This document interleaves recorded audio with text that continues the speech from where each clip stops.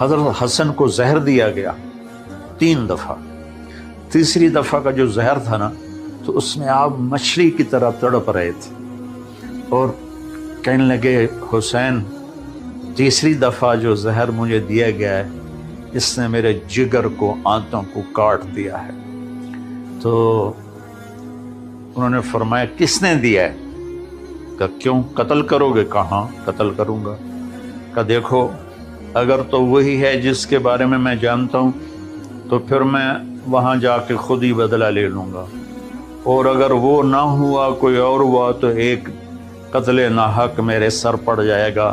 बस मेरा मामला अल्लाह के सुपुर्द है। नहीं बताया। और कुर्बान जाऊं, बाप की सीरत देखो, जब उनके सर पे इब्ने मुलजम ने तलवार मारी और हज़रत ज़ैनब रोती हुई आई, कहने लगा, रो लो जितना रोना, जे 1 महीना पूरा है